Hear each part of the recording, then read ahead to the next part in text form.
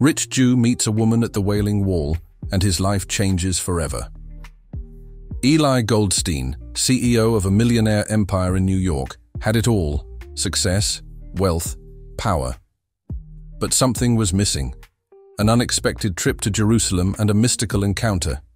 With Rachel at the Wailing Wall reveal a shocking truth. True wealth doesn't lie in money. Life's purpose goes far beyond corporate success. Sometimes we need to lose ourselves to find ourselves, from arrogant millionaire to man in search of meaning. Eli discovers that the most important journey is inner transformation. A true story that will make you question everything you believe about success, purpose, and the true meaning of life. Subscribe to the channel and press the bell to see now how this amazing story will leave you shocked. The shrill sound of the telephone cut through the silence of the luxurious office on the 50th floor. Eli Goldstein, CEO of Goldstein Enterprises, looked up from the papers spread out on his mahogany desk and sighed deeply. His fingers drummed on the polished surface before answering the call. "Goldstein speaking," he answered, his firm voice masking the weariness he felt. "Mr. Goldstein, the board members are gathered in the conference room," his assistant announced. "They are ready to discuss the acquisition of Teknova." Eli closed his eyes for a moment, feeling the weight of the decision he was about to make. "He'll be there in a minute," he replied, hanging up the phone. He stood up, adjusting his tailored Armani suit, and walked over to the window that took up the entire wall. Below, New York pulsed, a symphony of lights and movement. Eli had conquered it all: the corporate empire, the fortune, the respect. At 45, he was the epitome of American success. So why did he feel so empty? Pushing the uncomfortable thought aside, Eli headed for the conference room. The glass doors opened silently, revealing anxious faces around the oval table. "Gentlemen," Eli greeted, his presence immediately dominating the atmosphere. "Let's get down to business." The discussion that followed was intense. Voices were raised, numbers were thrown around, projections debated. Eli listened, processed, decided. That's what he was good at: making difficult decisions that others feared. "Teknova is a risky acquisition," argued David, the CFO. "The market is volatile, and they have cash flow problems." "Problems we can solve," Eli retorted, his voice calm but firm. "Their potential is undeniable. With our resources, we can turn them into market leaders in 2 years." The tension in the room was palpable. Eli knew he was betting big, perhaps more than ever. But he needed it: the adrenaline, the challenge, something to fill that inexplicable void that was growing inside him. "Let's vote," Eli finally declared. One by one, the council members gave their verdict. The result was tight, but the decision was made. Goldstein Enterprises would acquire Teknova. When the meeting ended, Eli didn't feel the triumph he had hoped for. While the others celebrated with handshakes and slaps on the back, he found himself eager to escape. The private elevator took him directly to the penthouse where he lived. As he entered the spacious and elegantly decorated apartment, Eli loosened his tie, feeling suffocated. The city lights shone through the floor-to-ceiling windows, but he barely noticed them. He poured himself an expensive whiskey and walked out onto the balcony. The cool night air hit him, a welcome change from the stifling atmosphere of the office. Eli took a sip, letting the amber liquid burn his throat. His thoughts wandered back to the day he arrived in New York, almost 25 years ago. An ambitious young man from a small town, determined to conquer the world. And he had succeeded, hadn't he? So why did he feel so unsatisfied? The phone vibrated in his pocket. Eli ignored it. Probably more congratulations on the acquisition, more flattery that meant nothing. His eyes fell on a headline on his abandoned tablet. "Annual pilgrimage to the Western Wall attracts thousands." Eli stopped, intrigued.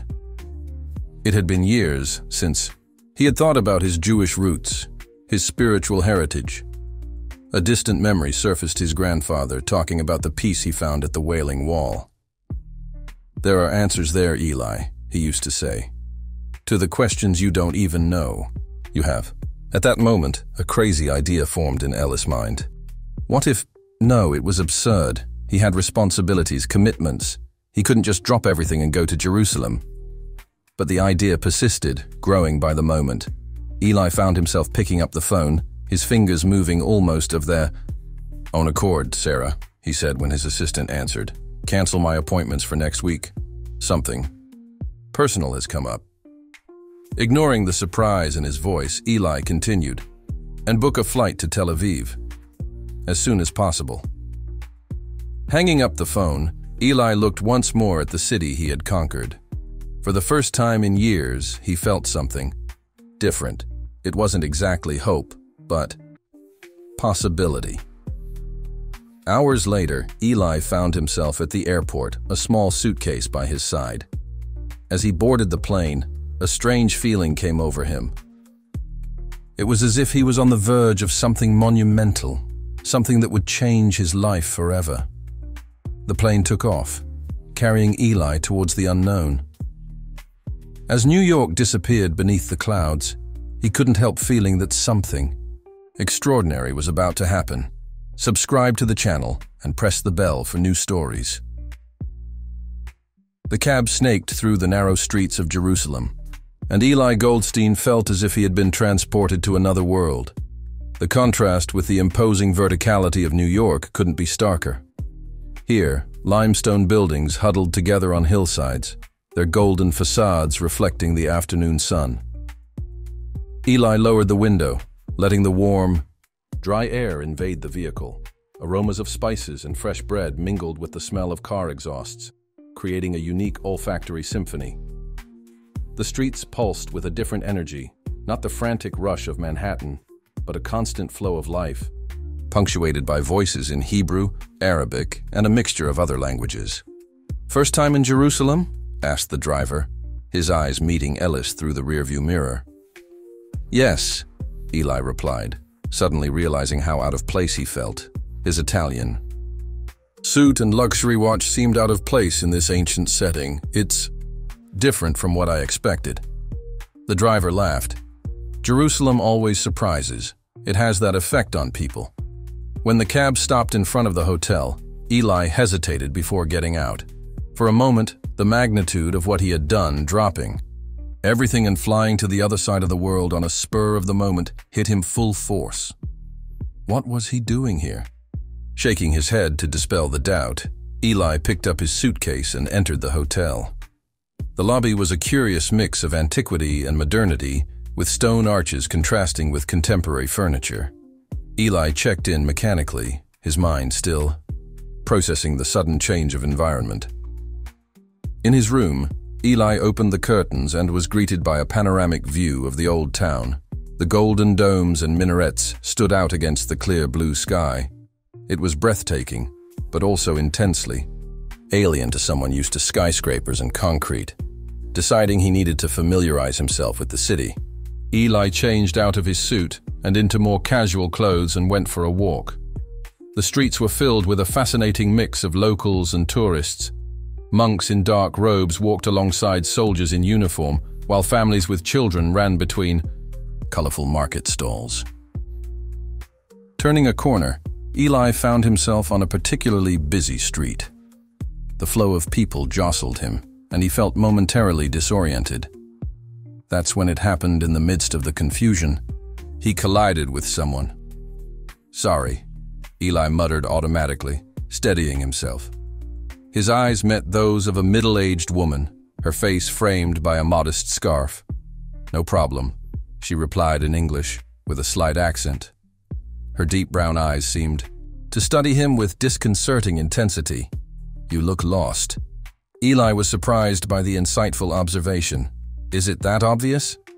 The woman smiled gently.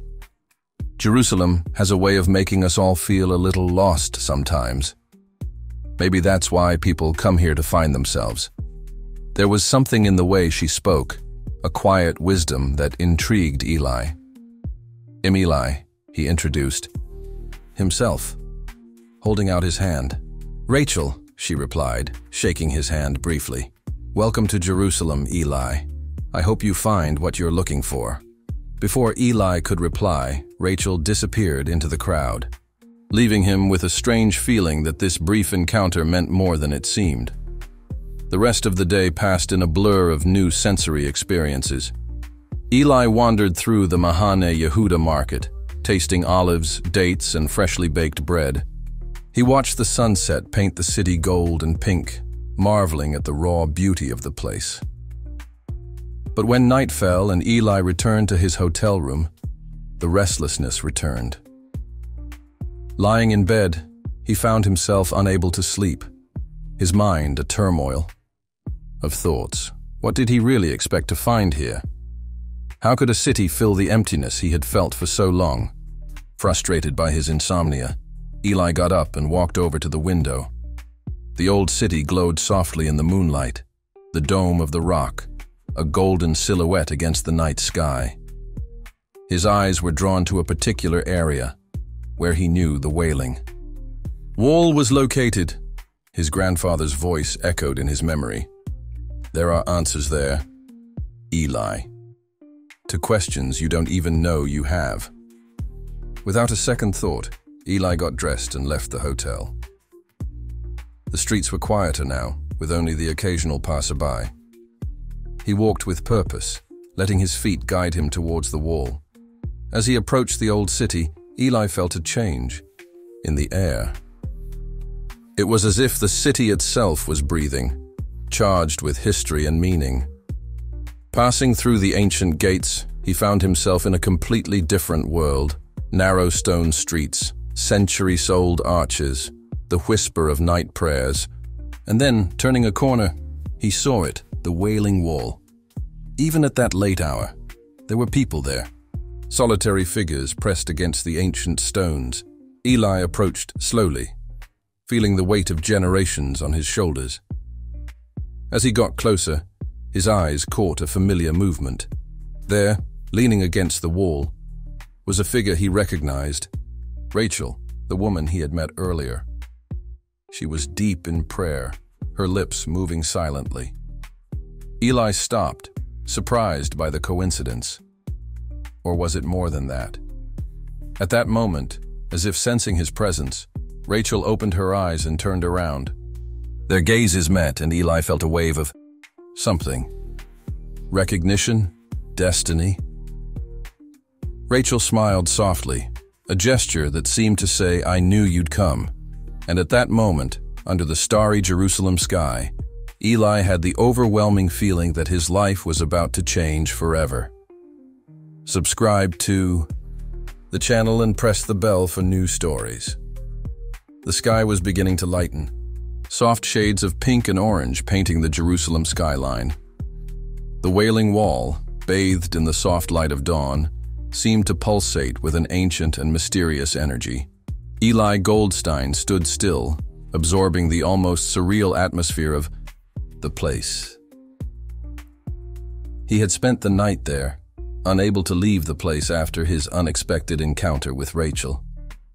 The hours dissolved into a silent vigil, punctuated by the occasional murmur of prayers and the rustle of papers being inserted into the cracks of the wall. Now, as the sun rose, Eli saw Rachel approaching again. She seemed at peace, her eyes shining with an inner light that intrigued and at the same time intimidated him. "Good morning, Eli," she said softly, her voice blending harmoniously with the gentle sounds of the morning. "You spent the night here?" Eli nodded, suddenly realizing how tired he was. "I couldn't leave," he admitted. "It's like something's keeping me here." Rachel smiled understandingly. "The wall has that effect on people. It calls to us when we need answers." Eli frowned, feeling a mixture of curiosity and skepticism. "Answers? I don't even know what the questions are." "Maybe that's the first step," Rachel replied enigmatically. "Finding out which questions really matter." They sat in silence for a moment, watching the sun slowly rise in the sky. The wall, now illuminated by the morning light, looked even more imposing. "Why are you here, Eli?" Rachel finally asked, her voice gentle but penetrating.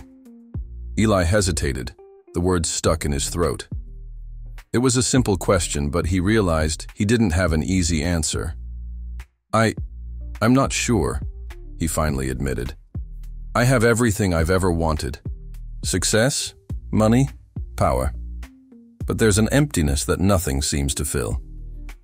Rachel nodded, as if expecting this answer. Many people come here looking for something they can't name.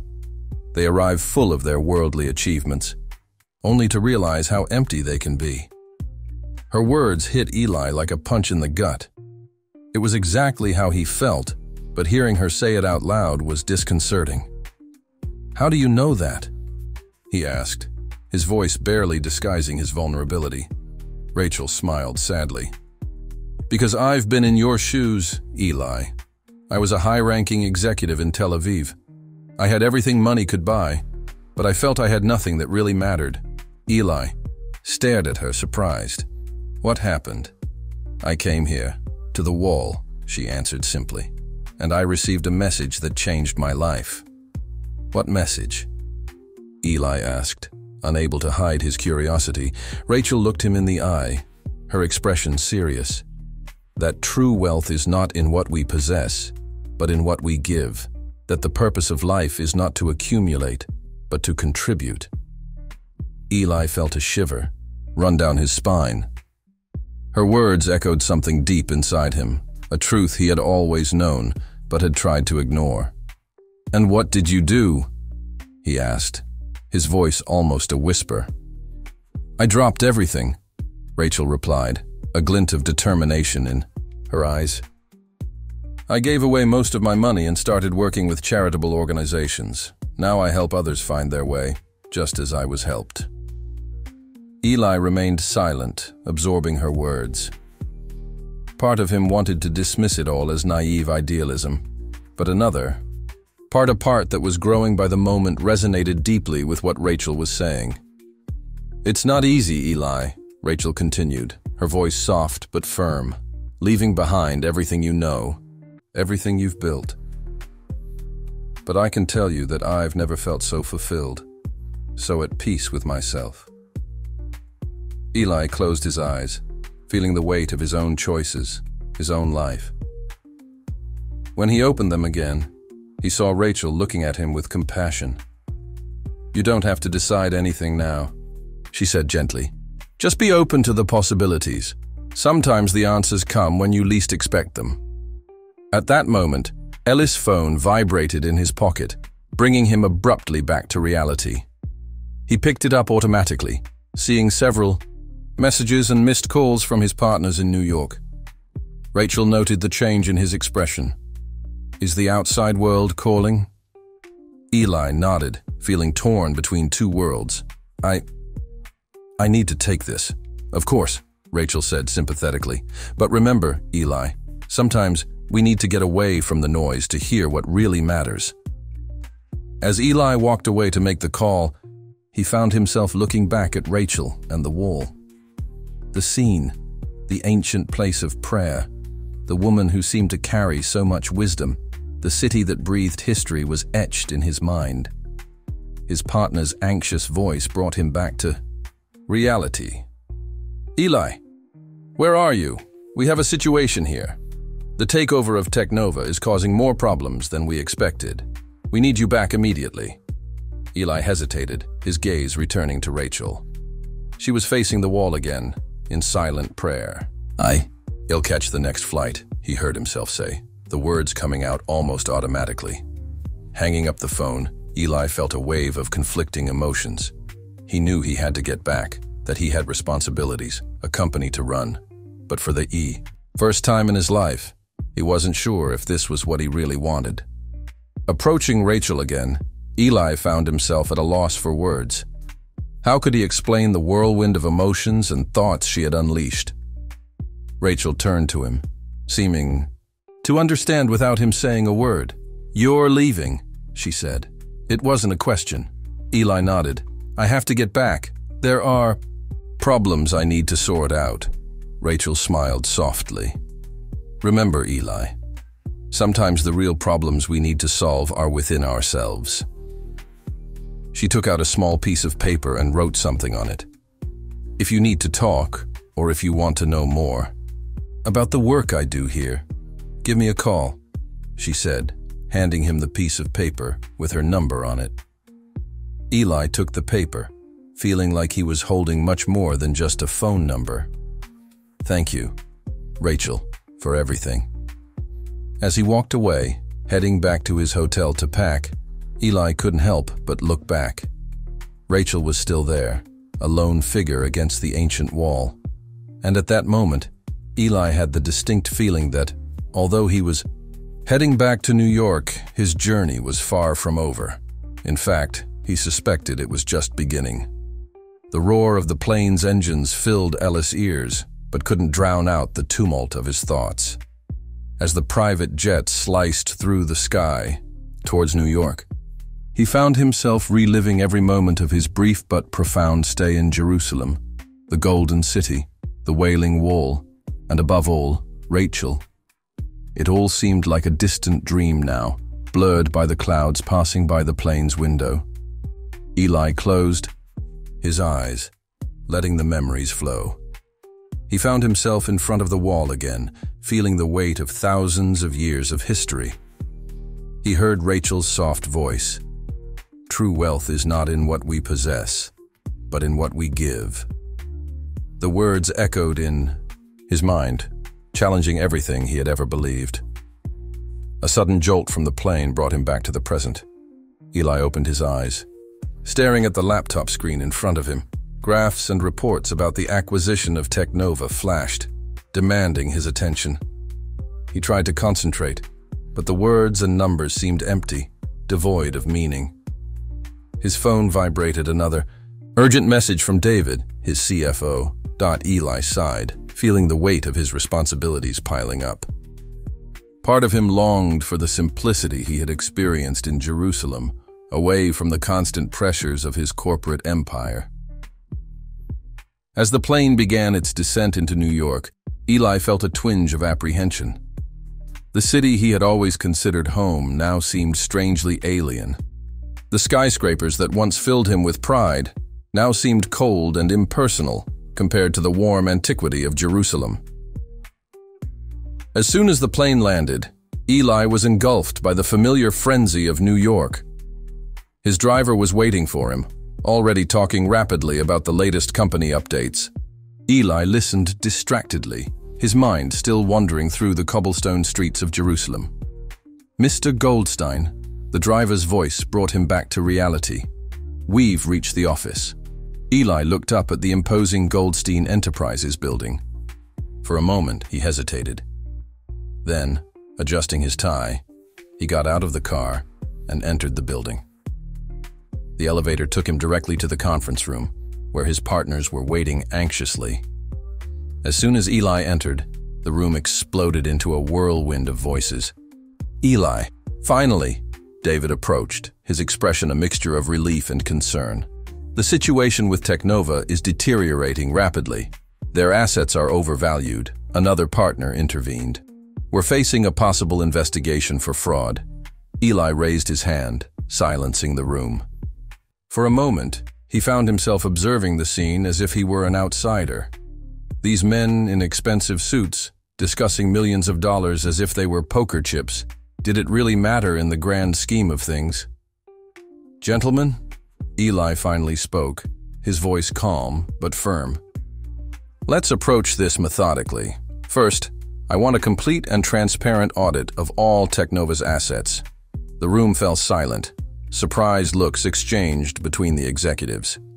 "But Eli," David protested, "a full audit could expose—" "Exactly," Eli interrupted him. "If there's something to be exposed, we'd better do it ourselves. I'm not going to compromise the integrity of this company for short-term profits." The discussion that followed was heated. Eli found himself defending a position that, just a few days ago, he would have considered naive and impractical. But now, inspired by his experience in Jerusalem, he saw things differently. "Our responsibility is not just to the shareholders," Eli argued, remembering Rachel's words. "We have a greater responsibility to our employees, to the community, to the world we will leave for generations to come. By the end of the meeting, Eli had managed to convince or at least silence most of the naysayers. The audit would be carried out, and Goldstein Enterprises would face any consequences head-on. Exhausted, Eli finally retired to his office. Sitting back in his leather chair, he looked out over the panoramic view of Manhattan. The skyscrapers glittered in the twilight, a sight that used to fill him with pride. Now he found himself thinking of the ancient stones of Jerusalem, of the people praying at the Wailing Wall. His gaze fell on a small note on his desk, Rachel's phone number. Eli hesitated for a moment, then picked up the phone and dialed. After a few rings, Rachel's calm voice filled the line. "Hello, Rachel, it's Eli." He paused, suddenly unsure of what to say. "Eli." Her voice was warm. "I'm glad to hear your voice. How was your return?" Eli sighed. "Difficult. Complicated. I don't know if I can do it, Rachel. Change everything, like you did." "No one is asking you to change everything at once, Eli," Rachel replied gently. "Change is a process. Start with small steps. The important thing is to keep your heart open and your eyes focused on what really matters." They talked for a few more minutes, Rachel's voice calming the turbulence in his mind. When Eli finally hung up, he felt more centered, more determined. Looking again at the city outside, Eli made a decision. He picked up the phone and called his assistant, Sarah. "I need you to do a few things for me," he said, his voice firm. "First, schedule a meeting with our corporate social responsibility team. I want to significantly expand our charity and community involvement programs." He paused, then continued. "Also, start researching nonprofit organizations focused on education and sustainable development. I want us to explore potential partnerships." As he gave the instructions, Eli felt a sense of purpose that he hadn't experienced for years. He knew that the road ahead would be challenging. Changing a corporate culture, especially one that he himself had created, would not be easy. But for the first time in a long time, he felt he was on the right track. When the call ended, Eli stood up and walked over to the window. The city stretched out before him, vast and full of possibilities. He thought of Rachel, of the Wailing Wall, of the journey that had begun without him realizing it. "One step at a time," he muttered to himself, echoing Rachel's words. And with that, Eli Goldstein, the titan of business, began to chart a new course not just for his company, but for his life. The phone rang again, bringing him back to the immediate reality of business. But as Eli turned to answer it, he carried with him a new perspective, a new purpose. The journey was just beginning, and he couldn't wait to see where it would take him. A week had passed since Elis returned to New York. The days had been a whirlwind of meetings, difficult decisions, and subtle but significant changes in the direction of Goldstein Enterprises. Eli felt torn between the familiar business world and the new path he was beginning to glimpse. On Friday evening, exhausted after a long week, Eli was in his apartment, gazing out at the city through the floor-to-ceiling windows. The phone rang, breaking the silence. It was an international number that he recognized immediately. "Hello, Rachel," he answered, a mixture of relief and anxiety in his voice. "Good evening, Eli," Rachel's calm voice sounded on the other end of the line. "How are you doing?" Eli sighed, running a hand through his hair. "It's complicated. I'm trying to implement some changes, but it's like swimming against the current." "Change is never easy," Rachel replied empathetically, "especially when you challenge the status quo." There was a pause. Then Rachel continued, her voice taking on a tone of determination. "Eli, I have a challenge for you." Eli straightened up, puzzled. "What kind of challenge?" "1 week," Rachel said simply. "A week to live differently, to see the world and yourself from a new perspective." Eli frowned. "What exactly do you mean?" "For 1 week, I want you to live on less," Rachel explained. "Limit your spending to the bare minimum. Spend time in neighborhoods you wouldn't normally visit. Volunteer at a shelter or community kitchen. And most importantly, connect with people outside your usual circle. Eli felt a surge of resistance. Rachel, I have a company to run. I can't just... I'm not asking you to abandon your responsibilities, Rachel interrupted him gently. Just that you dedicate a few hours a day to this experiment. Think of it as a social experiment, a way to gain a new perspective on your life and your work. There was a long silence as Eli considered the proposal. Part of him wanted to refuse, to return to the comfort of his familiar routine. But another part, the part that had been touched by his experience in Jerusalem, was curious, even eager for the challenge. "All right," he finally said, surprised by his own decision. "I accept the challenge." "Excellent," Rachel replied, and Eli could hear the smile in her voice. "Start tomorrow. And remember, Eli, the goal isn't to feel guilty or punish yourself. It's to open your eyes to other realities, other ways of living." After hanging up, Eli spent the evening planning how he would reorganize his next week. He informed his assistant that he would be unavailable for non-essential commitments and began researching local charitable organizations. The next morning, Eli woke up early, dressed in simple clothes, and took the subway for the first time in years. He headed to a lower middle-class neighborhood in the Bronx, where he had signed up to work in a community kitchen. The first few hours were challenging. Eli, used to giving orders in boardrooms, now found himself chopping vegetables and serving meals under the direction of an energetic volunteer coordinator named Maria. "Hey, rich guy," Maria joked, noticing his lack of skill with the knife. "Haven't you ever cut an onion before?" Eli laughed, surprised at his own lack of defense. "Is it that obvious?" Maria smiled. "Don't worry, you'll get the hang of it. The important thing is that you're here." Throughout the day, Eli talked to the other volunteers and the people who came to collect their meals. He heard stories of struggle, of resilience, of communities pulling together in difficult times. Each conversation, each face, each personal story left a mark. At the end of the day, exhausted but strangely energized, Eli returned to his apartment. Looking at his gourmet kitchen, he found himself thinking about how many meals he could prepare there for people in need. The following days followed a similar pattern. In the morning, Eli devoted a few hours to the company's core business. In the afternoon, he ventured to different parts of the city, volunteering in various community projects. One rainy Wednesday, Eli found himself helping out at a homeless shelter. There, he met James, a former executive who had lost everything due to alcoholism. "You know what's funny?" James said, his tired eyes meeting Eli's. "When I was at the top, I thought I had everything. Now, I have nothing material. But I've never felt so rich in friendships and purpose." James' words echoed in Eli for days, challenging his notions of success and happiness. On Friday, Eli spent the afternoon at a public school in Harlem, helping with an extracurricular program, seeing the children's enthusiasm as they learned new skills. He found himself wondering how he could use Goldstein Enterprises resources to support educational programs. On Saturday, his penultimate day of the challenge, Eli decided to spend the day simply walking around the city, observing and interacting with people.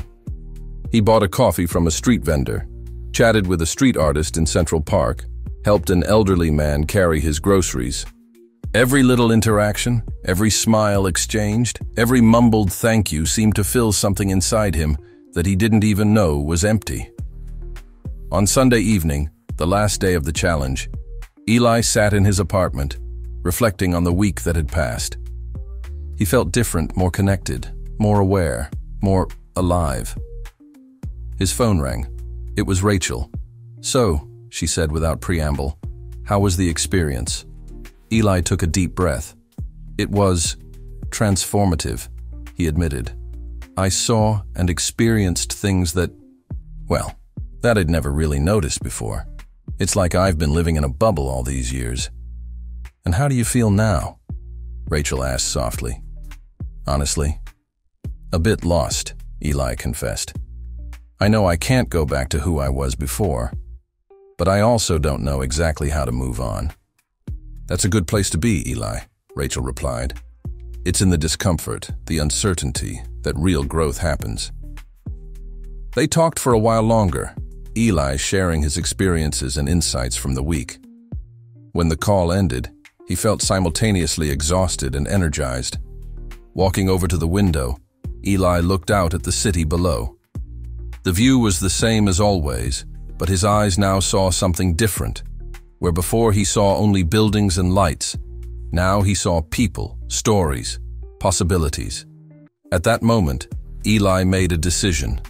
He didn't know exactly how, but he was determined to use his position, his resources, and his influence to make a difference. Not just through donations or corporate social responsibility programs, but in a deeper and more meaningful way. As the daisier sun set over New York, Eli Goldstein felt himself on the threshold of a new journey. A journey that promised challenges, uncertainties, but also the possibility of a life with more purpose and meaning. Rachel's challenge was over, but Eli knew that his real journey was just beginning. The days following Rachel's challenge marked a significant change in Eli Goldstein's life. The experiences lived during that week were no longer just distant memories, but a catalyst for a deeper transformation. At Goldstein Enterprises, Eli began to implement changes that had previously seemed unthinkable. His human resources department was instructed to develop mentoring programs for young people from underprivileged communities. The corporate social responsibility budget was tripled, with a focus on education and community development. One Monday morning, David, their CFO, burst into his office, a worried expression on his face. "Eli, we need to talk," David said, throwing a report on the table. "These changes you're making, they're affecting our investments. The shareholders are getting nervous." Eli leaned back in his chair, looking calmly at David. "Our success can't just be measured by numbers on a spreadsheet," he replied. "We need to think about the long-term impact." The tension in the room was palpable. David, used to seeing Eli as a business shark, now stared at him as if he didn't recognize him. "You're risking everything we've built," David warned. "Maybe," Eli replied, surprising himself with his own calm. "But what we've built so far isn't enough. We need something bigger, something more meaningful." That evening, Eli decided to call Rachel. He needed to share his thoughts, to seek guidance. In facing resistance, he confessed during the call. "It seems that every step I take towards this new vision encounters obstacles." Rachel listened patiently. "Change always meets resistance, Eli. It's only natural. People fear the unknown, especially when it threatens their status quo." While they were talking, an email caught Ellis' eye. It was from an old contact, a business investigator called Marcus. The subject was intriguing. Confidential information on past acquisitions. Eli hesitated before opening it. Something in his gut told him that this email could change everything. The content was explosive. Attached documents revealed questionable practices in one of Goldstein Enterprises' first major acquisitions years ago. Bribes, manipulation of financial reports, systematic ethical violations. "My God," Eli muttered, feeling an enormous weight on his shoulders. Rachel, still on the phone, noticed the change in his breathing. "What happened?" Eli read the details aloud. Each word was like a blow, revealing layers of corruption that he had ignored or, worse, passively participated in. "I have to do something," he finally said. "I can't just ignore it." "The truth always finds a way to the light," Rachel replied softly. "The question is, how are you going to deal with it?" Over the next few days, Eli plunged into an internal investigation. Discreetly, he set up a team of independent auditors, people he trusted to be absolutely impartial. The findings were devastating. It wasn't just a few isolated irregularities, but a systematic pattern of unethical practices dating back to the company's early years. One night, unable to sleep, Eli found himself leafing through old photographs. Images of his father, of his first company, of moments of apparent triumph. Now these memories seemed tarnished. "What have I done?" he muttered to himself. In the middle of the week, he received an unexpected call. It was Marcus, the investigator. "Mr. Goldstein, we need to meet. What I've discovered goes beyond what we imagined." The meeting took place in a discreet cafe in Lower Manhattan. Marcus seemed nervous, constantly looking over his shoulder. "Some of the practices we documented," Marcus whispered, "involve connections with influential political figures. Revealing this could have serious consequences." Eli felt a chill. He was on the brink of something that could destroy not only his company, but potentially his personal life. That night, he called Rachel. He needed her wisdom, her perspective. "Sometimes," Rachel said, "doing the right thing means being willing to lose everything." The words echoed in Eli. He knew what he needed to do. On Friday, he called an extraordinary meeting of the board of directors. The meeting hall was tense. Suspicious looks surrounded him. "Gentlemen," Eli began, his voice firm, "I have important revelations about our company's past practices. Practices that cannot and will no longer be tolerated." What followed was a whirlwind of emotions: denial, anger, shock. But Eli remained unshaken. When the meeting ended, he knew he had crossed a point of no return. His life, his career, everything was about to change drastically. Looking out of his office window, Eli saw New York turning into dusk. A sense of inevitability enveloped him. The climax of his journey was near, and he was ready to face it, no matter the cost. The weekend following the council meeting was a whirlwind of emotions and preparations. Eli knew he had set in motion a process that could not be stopped, a move that would change not only his life, but potentially the entire corporate structure he had built up over decades. On Saturday morning, his phone didn't stop ringing. Lawyers, shareholders, journalists, everyone was looking for information, wanting to understand what was going on. Eli remained calm, answering only the essentials. "I need to talk to you," Rachel said during a call. "What you're about to do goes beyond a simple course correction. It's a complete transformation." Eli sighed. "I know. And honestly, I'm scared." "Fear is natural," Rachel replied. "But it can't be an obstacle. It must be your fuel." On Monday morning, Eli arrived at the office early. The atmosphere was charged with tension. Whispers, furtive glances, employees huddled in discreet corners exchanging speculations. David was waiting for him in his office, a pile of documents on his desk. "We have a serious problem," David said bluntly. "The information you intend to reveal could completely destroy the company. Years of work, reputation, everything." Eli stared at him calmly. "True reputation isn't based on lies, David. It's based on integrity." The preparation for Wednesday's press conference was meticulous. Eli worked with a small team of lawyers and communications consultants, all sworn to absolute secrecy. The documents that Marcus had provided had to be verified, authenticated. Every line, every paragraph would be scrutinized. A single flaw could jeopardize the entire operation. On Tuesday evening, Eli received an unexpected visit. A man in a dark suit who identified himself as a representative of a group of powerful investors. "Mr. Goldstein," he said, his voice controlled, "we would like to discuss the details of your next revelation." The message was clear. There were forces at work behind the scenes, trying to silence or manipulate what was about to happen. Eli remained impassive. "There's nothing to discuss," he replied. "The truth will be revealed." After the visitor left, Eli called Rachel. "I got some kind of warning today," he told her. "Someone wants me to back off." "What about you?" Rachel asked. "What are you going to do? Move on," Eli replied without hesitation. The night before the press conference, Eli barely slept. He mentally went over every detail, every possible scenario. He knew that what he did the next day would change everything: his career, his company, his life. In the morning, he put on a simple, unostentatious suit. Nothing that might seem like an attempt to impress or intimidate. He just wanted the truth. The venue chosen for the press conference was neutral, a convention center far from the glamour of Wall Street. Journalists, lawyers, and representatives of regulatory bodies were already in place. Eli arrived accompanied only by 2 lawyers.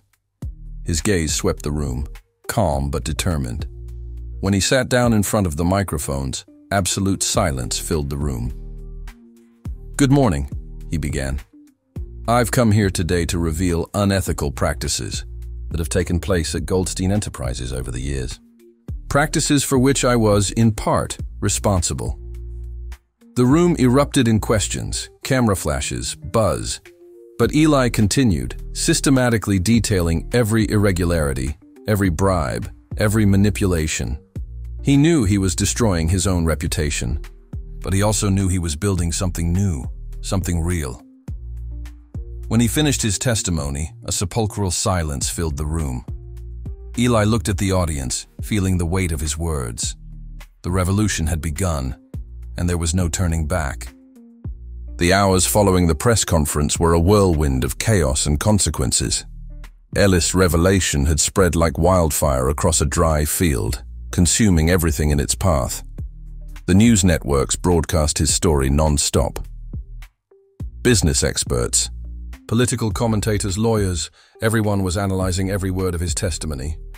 Goldstein Enterprises was being publicly torn apart, its past practices mercilessly exposed. In the office, the atmosphere was one of total disintegration. Employees walked out carrying boxes, executives resigned en masse. The empire that Eli had built over decades seemed to crumble in a matter of hours. His phone wouldn't stop ringing. Calls from lawyers, shareholders, journalists. An avalanche of voices wanting explanations, seeking details, demanding answers. David, his longtime CFO, found him in the deserted office. "What have you done?" he asked, his voice a mixture of anger and despair. "Destroyed everything." Eli remained calm. "I didn't destroy it, David. I cleaned it out. There was an infection that needed to be removed. Investigations began quickly. Regulatory bodies, federal departments, prosecutors, everyone wanted to understand the extent of the corruption revealed. Eli cooperated fully. Every document, every email, every record was made available. Nothing would be hidden, nothing would be protected." That Tuesday evening, exhausted, Eli called Rachel. "It's done," he said simply. "How are you?" she asked, her voice soft and compassionate. "Honestly, I don't know," Eli confessed. "I feel like I've cut all the ties that bind me, but at the same time, free." Rachel laughed softly. "Freedom always comes with a price, Eli, and you're paying yours." The legal consequences began to unfold quickly. Lawsuits were filed, investigations launched. Goldstein Enterprises, once a symbol of corporate power, was now synonymous with scandal. On Wednesday, Eli was called to testify. Endless hours in interrogation rooms, answering questions, detailing past practices. Each question was like a scalpel, dissecting his career, his ethics, his life. Meanwhile, in the financial world, the impact was devastating. The company's shares plummeted. Investors withdrew their capital. Partnerships were canceled. The empire that had taken decades to build collapsed in days. A journalist approached him after a deposition. "Mr. Goldstein, are you aware that you've destroyed your own career?" Eli stared at him. "My career is worthless if it's built on lies." In the evening, alone in his apartment, Eli looked at the photographs of his life. His father, his early years in the corporate world, moments of apparent success. Everything looked different now, tainted by the truth he had revealed. His phone rang. It was Marcus, the investigator who had helped him initially. "We need to meet," Marcus said, his voice tense. "There are a few more things you need to know." The meeting took place in a discreet cafe, far from the financial center. Marcus seemed nervous, constantly looking around. "The connections we've discovered," he whispered, "go far beyond what we imagined. Politicians, influential figures. Your revelation has stirred up a dangerous hornet's nest. Eli felt a chill. He knew there were greater consequences than simply destroying his company. That night, he couldn't sleep. He called Rachel, needing her wisdom. "I'm scared," he admitted. "Not because of what has already happened, but because of what could happen." "Fear is a good advisor," Rachel replied, "but it can't be your master." The next morning, Eli received an unexpected summons. It wasn't just a call for another deposition. It was something different, something that suggested much deeper consequences. As he read the document, he felt that he was about to enter the most dangerous part of his journey. What had begun as a quest for redemption was turning into something much bigger, and he knew that the worst or the best was yet to come. The sun had barely risen when Eli received the call.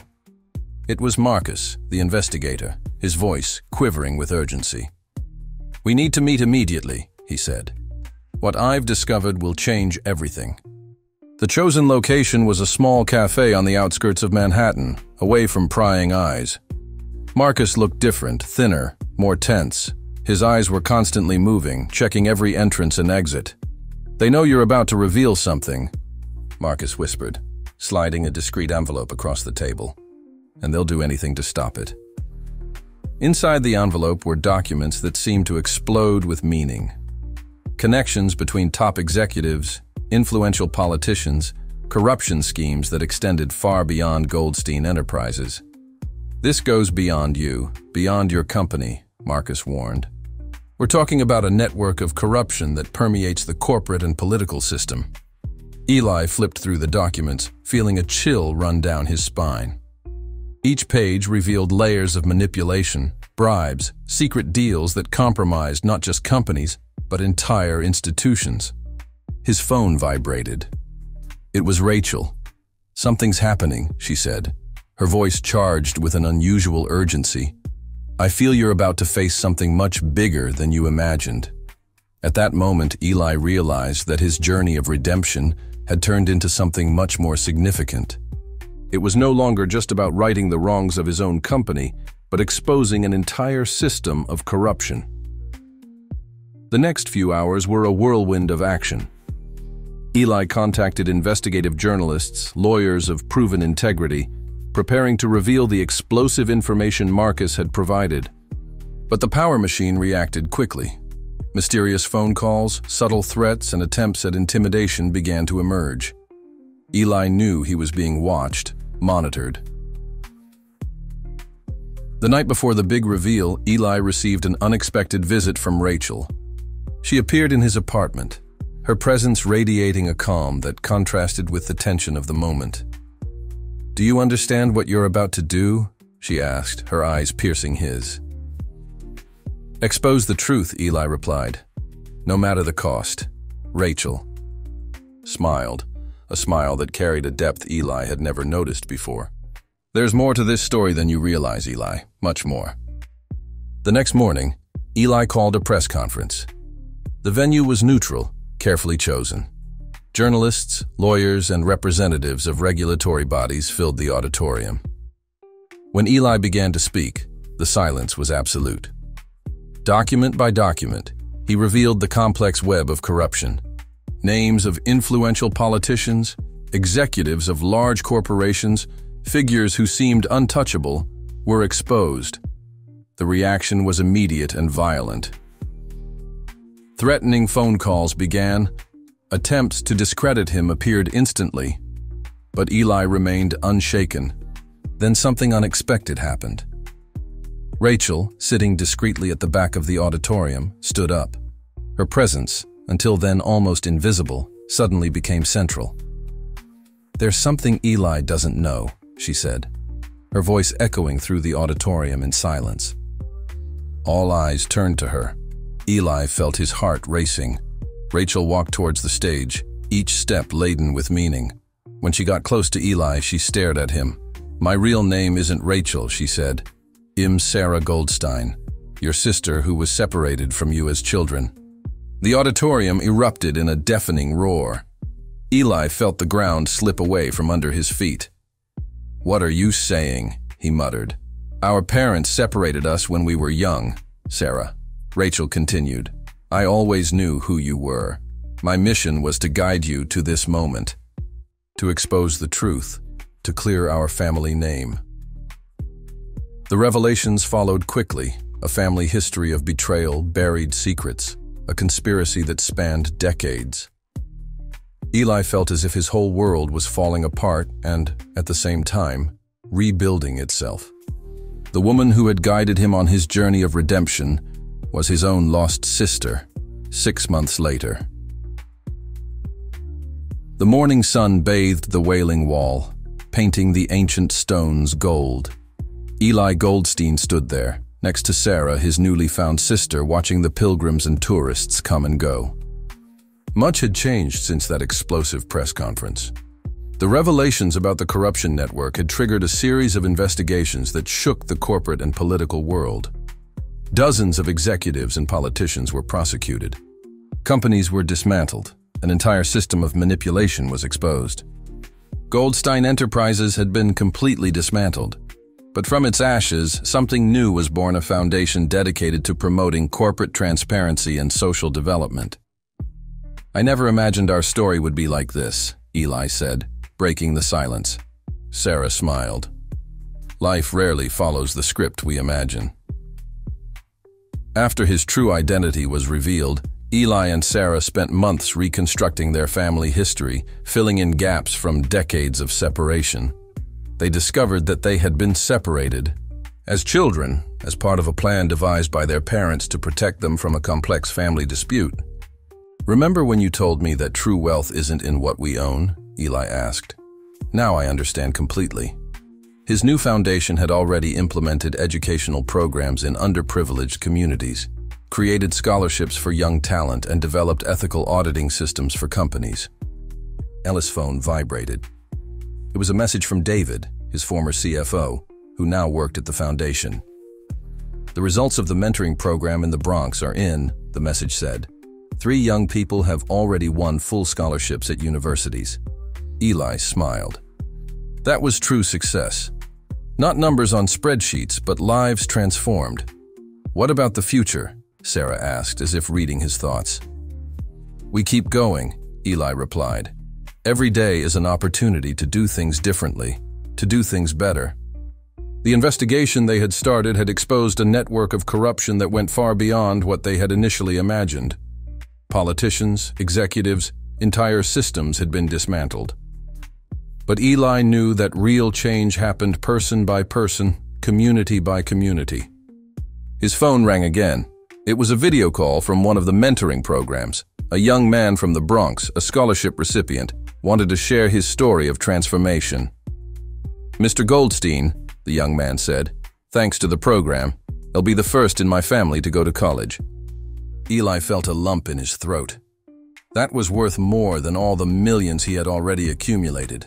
Sarah watched him, her gaze full of understanding. Did you find what you were looking for when you came to Jerusalem? Eli looked at the wall, at the ancient city, at his sister. I found much more than I expected. I found myself.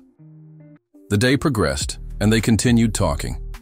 Plans for new projects, ideas for expanding the social programs, reflections on the road traveled.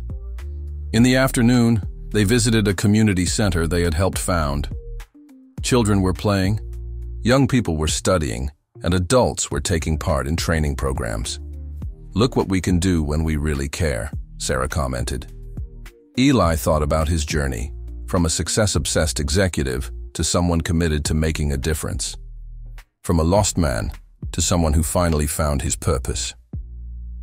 At sunset, sitting again near the Wailing Wall, Eli had the feeling that his story was just beginning. Where are we going now? He asked Sarah. She smiled, a smile that carried all the wisdom of her journey. Wherever our purpose takes us. The sun was setting over Jerusalem, painting the sky with shades of hope, and Eli Goldstein finally felt at home.